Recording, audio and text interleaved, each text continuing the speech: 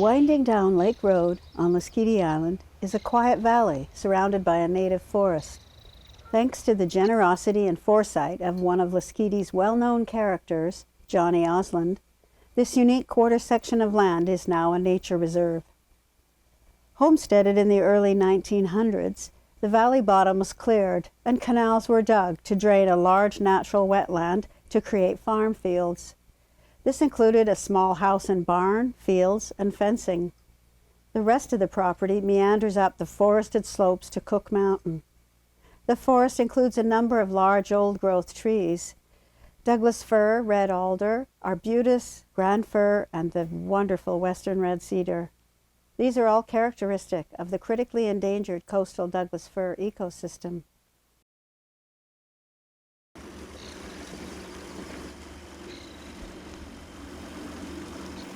Johnny and his dad came up from Oregon and went to visit his uncle. And that was how Johnny got introduced to Lasqueti. But he loved that very self-reliant life that Lasqueti demanded in 1947. Johnny lived very lightly on the land. There was a big logging boom on Lasqueti in the 40s and 50s. His various neighbors were signing up to have their places logged and taking the check, and Johnny was under a lot of pressure, and so he agreed with the loggers that he would okay his place to be logged. The loggers started, and he really realized that he'd made a terrible mistake by signing on the dotted line. Luckily, that summer, the dry came early and the logging had to shut down. So when the fall came, the loggers showed up again and wanted an amendment to the contract. And Johnny saw his opportunity, and he said, no, I'm not going to sign any amendment. You didn't get it done, so anything that's still standing is still going to stand. So that's why Johnny's place has got 500, 600-year-old firs on it. I would say that John really valued the nature on Lasqueti. That was his great, great love. So we walked around his property, and he introduced me to so many of the places, so many of these special little gems that he'd discovered over his 64 years on the land. And one of the places that he showed me repeatedly was the tide mark on the rocks directly across from his house. And clearly, it had been a wetland. And we talked a lot about how he wanted to protect his land over a really long time, over 10, 15 years probably. And then continuing conversations with Johnny and saying, you know, that the Islands Trust Conservancy offered the best means for keeping control local as possible, and keeping local folks engaged and responsible for it. I asked Johnny what he would think if that went back to being a wetland. And he was very philosophical about it. He said, well, that won't be for me to decide if that was the way things went.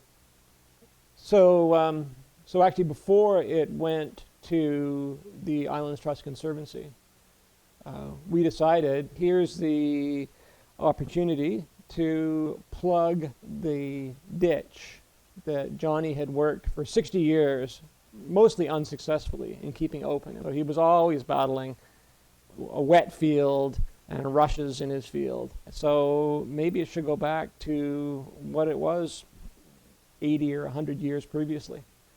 We plugged that ditch, and we were shocked at how fast it returned back into a wetland, like in a matter of a month.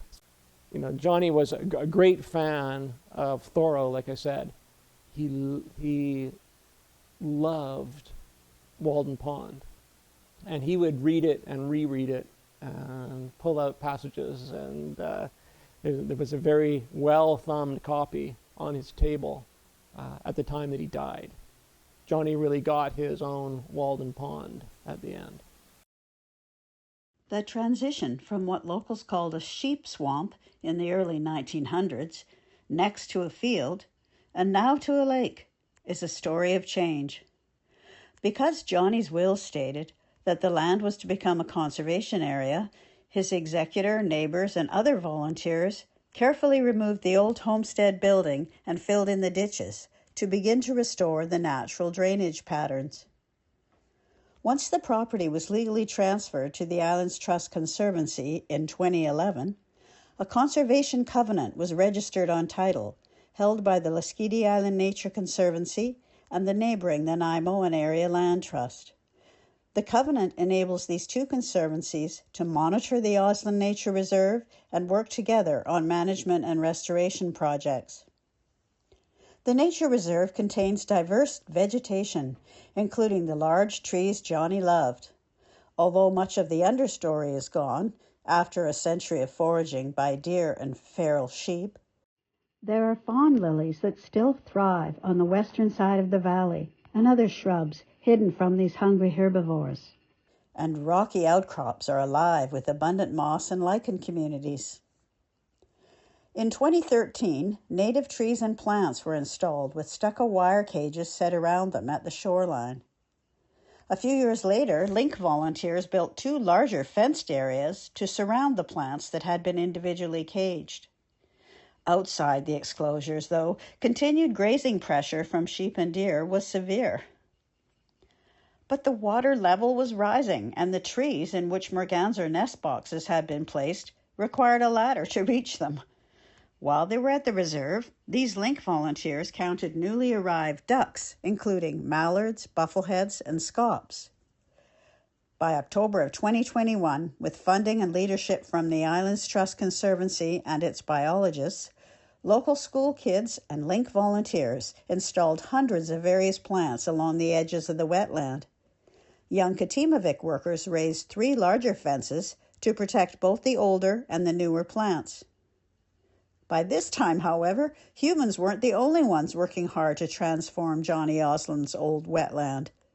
Beavers had found their way to a new home, and the water level had now risen almost 2 feet, flooding shoreline trails and requiring new ones to be built on higher ground. By February of 2022, the Islands Trust Conservancy, the Lasqueti Island Conservancy, and everyone involved had to take a step back and reconsider. The water was entering into the newest exclosures, and the beaver dam was now 4 feet high and almost 60 feet long. Webcams were installed which showed photos of numerous species of wildlife using the dammed area. The question was, do we simply go with the natural forces of the beaver, try to reduce their impacts on the trees and plants, or maybe install a beaver deceiver in the dam?